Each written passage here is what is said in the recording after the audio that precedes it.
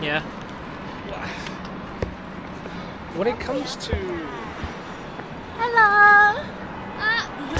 Hello. I think when it comes to, so you would say that generally speaking, the girls put more effort into their appearance, right? Yeah, so we're pretty much talking about, or he just said it, girls in China and Chengdu put a lot into their appearance. And I pretty much just say Chinese men leave a lot to be desired. I just put it that way. I don't agree with that. I don't agree with that. And pretty much in China, when a woman sees a man, she doesn't really see his appearance. She just sees dollar signs. And like he said, that's okay, you know. I think that, look, right? When you think about it from a man's perspective and what we look for in a woman, it's youth, beauty, and fertility. There are many studies that have confirmed that is what a man is into. Yeah. Right? Yeah. And does that not then make us shallow? I mean, when I compare it to maybe Americans or, you know, maybe a different country, it's like there's such a discrepancy. There's such a gap between, you know, how good looking the women are versus how bad looking the men are. And it's just being kind of brutally honest, but that's just what I think. I don't agree with that. I would say that the what is considered good looking in a man here in China might be different to, say, Western beauty standards. So I would say, generally speaking, the men tend to look a bit more feminine, I suppose. Yeah, I mean, that's if we're talking about like actual style, which is what, you know, what people prefer, which in China now is the younger brother style, the Didi, the handsome Didi style, which is young boy looking, no beard, no facial hair, tall, slim, muscular kind of, and you know, very white skin, very light skin. And that is definitely the traits that Chinese women find attractive, generally speaking, overall. But when you look at your average man in China, or in Chengdu, where we live, like, most of them just care about making money. I mean, that's what they care about, and that, like, just comes first, you know, maybe over their appearance. And there's a lot of factors with that as well. I would say when it comes to women in this country, and, you know, it's pretty obvious that, you know, they're looking for a guy who can provide for them financially. At least I would say that the Chinese women are more honest about that fact. I would say they're more honest about that. Quite honest.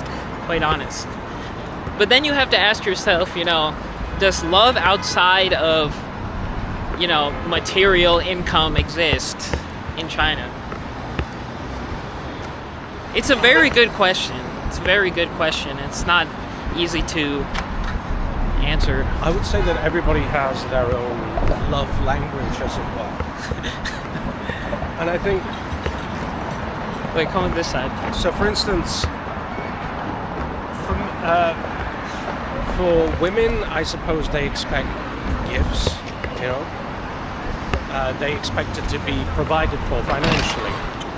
Okay. But for me, the way I see love is, like, say, my wife does something for me. So, for instance, she makes me dinner when I come home from work. She irons my clothes. Which sounds a bit like a trad wife, but it's like she does things for me. And for me, that would be my love language, I guess. Sure, that's definitely a more traditional take, which is common in China as well. Considering just generally about appearances, I mean, what else do you think? Oh, I can give some advice. So, firstly, if you are a girl and you have just started university or you're in university, do not wear makeup. Do not wear makeup. Do not wear makeup. That would be my advice. That is, Of course, unconventional advice coming from Anil. Care to explain yourself? well, firstly, it's probably going to be a lot of effort to do that every day. And secondly, it's not good for your skin. And thirdly, like if anybody sees you without, if let's say you've spent like the 6 months just, if you've spent like 6 months just doing your makeup every day, and then one day you don't do it, that might be very shocking. And I think the fourth thing I would say is that if you're looking for, say, a boyfriend, they would be impressed. I think guys, generally speaking here, want to see more natural beauty, as it were. Oh, shit. Is this a murder crime scene, is it?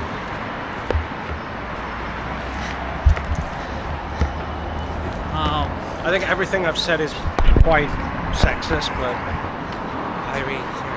No, I wouldn't say that. But I would say the last part you brought up is a good point, which is what Chinese men actually prefer in girlfriends, which seems more traditional.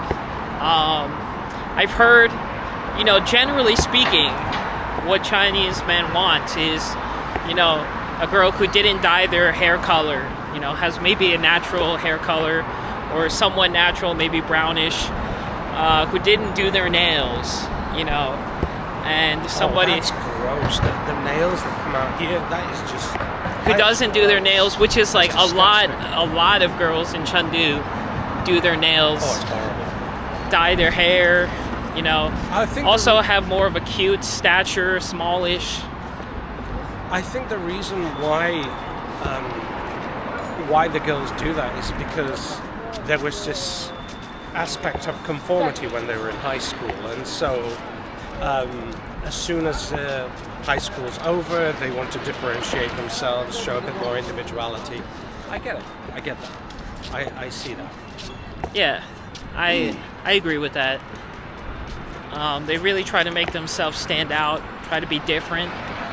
But it's like, when you see a girl that looks different, that like dyes their hair pink and has like this nails and like stuff like that. Or green. I had one student who had green hair. Green hair. Like, they're still, like, they're doing this stuff like outwardly as their appearance, but they're still very shy on the inside. So, like, if you, like, comment on this, like, oh, if you think that looks good or something, like, if you tell them that, like... They don't know what to do. They don't know what to do. They'll be speechless. They'll be like... Because they don't really... Because inside, they don't think of themselves as different like that. But outside, on the outside, they look totally different. So, that's just, something else that's quite different. They're still very innocent on the inside. They see themselves as, like... very innocent and shy, which is interesting. I would also argue that the kids here are, I say kids, but I'm talking like university age, but I mean we call them kids anyway. But the kids they seem a bit more normal. Like, what do you mean by normal? I don't necessarily think that I don't necessarily think that they've been... I would say that young people in China have had the chance to be kids. They've had the chance to be young. They haven't grown up too quickly. And You mean they haven't had the chance to be young? No, sorry, they have had the chance to be young. They haven't grown up too quickly, and they get that opportunity to be kids. Whereas in the West, perhaps we grow up a bit we mature too quickly. We mature too quickly. There's an innocence? Yes, I suppose so. There's a certain innocence. I just feel that has kind of been lost in the West. I think kids just grow up too quickly. They grow up too quickly, exposed too quickly now. I think when I was young, there was a lot of pressure on like dating.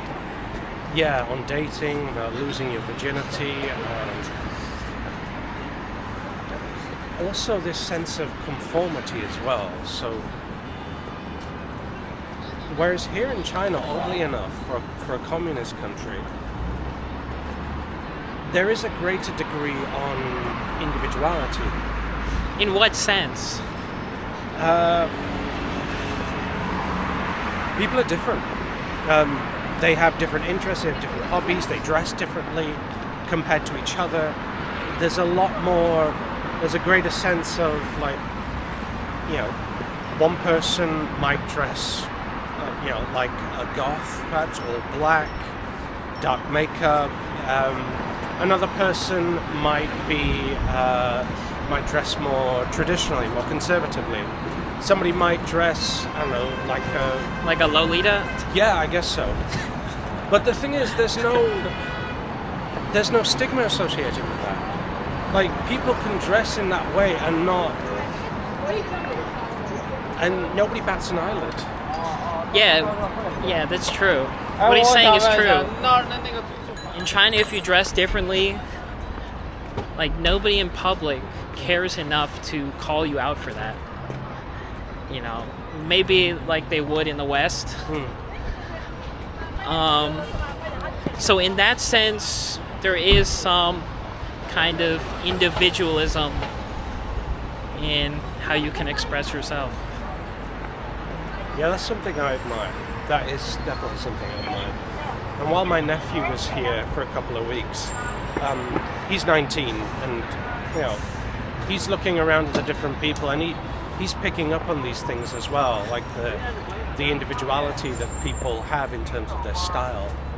And he mentioned to me that if you perhaps dressed in that would not be considered quote-unquote normal, then that person would be stigmatized for that. In the UK. Yeah. But also, I think it has to do with us, living in Chengdu, which is like also a very super expressive city in China, like one of the most,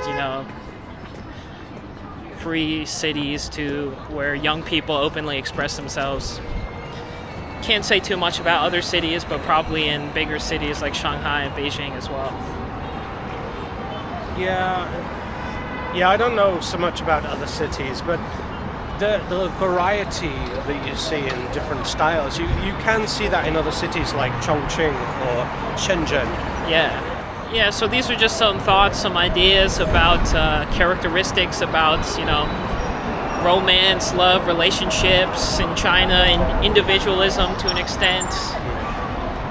And so if you like the topics that we're talking about, if you want to learn more, watch more of my videos, subscribe to the channel, leave a comment about what you think, and I'll see you in the next video.